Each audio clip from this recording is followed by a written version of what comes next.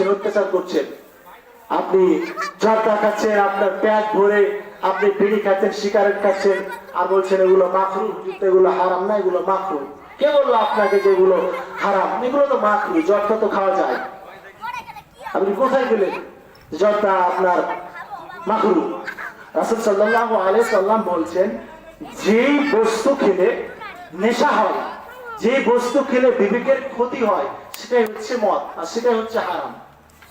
আপনি এখন বলছেন যে হুজুর আমি তো জর্দা দিয়ে পান খাই, বিড়ি খাই, সিগারেট খাই, তো আমার তো কই নেশা তো হয় না, আমি তো বিবেক ঠিকই থাকে, আমার বুদ্ধি তো ঠিকই থাকে, আমার স্ত্রীকে আমি চিনতে পারি বিড়ি খাওয়ার পর, সিগারেট খাওয়ার পর, জর্দা খাওয়ার পর, আমি আমার সন্তানকে চিনতে পারি, আমার তো বিবেক বুদ্ধি ঠিকই থাকে।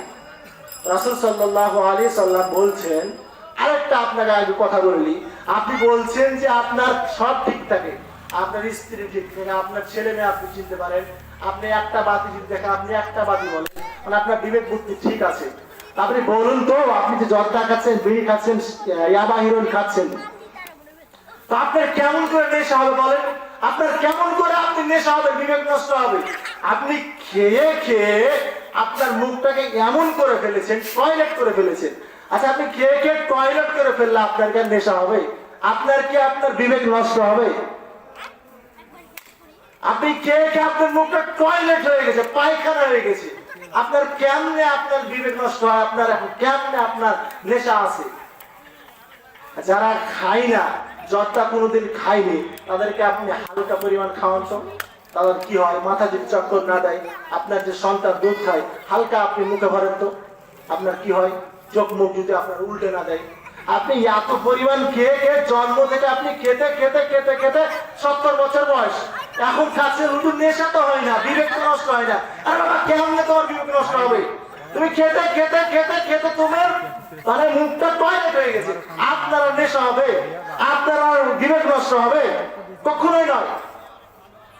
তো নেশাদার দ্রব্য হচ্ছে সেটাই নেশা, আপনার বিবেক। আপনার যেই বস্তু বেশি খেলে বিবেক নষ্ট হয়, যে ব্যক্তি বেশি খেলে নেশা হয়, তার বিন্দু পরিমাণ খাওয়া রাসূল সাল্লাল্লাহু আলাইহি ওয়াসাল্লাম বলছেন হারাম। মা আকসারা কাসিরু ফাকালিলু হারাম। যে বস্তু বেশি খেলে নেশা করে, ওই বস্তু যদি বিন্দু পরিমাণ খান, সেটা হচ্ছে হারাম। তো আপনি যদি একটা বিড়িতে টান দেন, এটাও হারাম।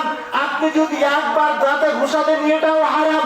আপনি যদি একবার জর্দা দিয়ে একটা পান খান, সেটাও হারাম।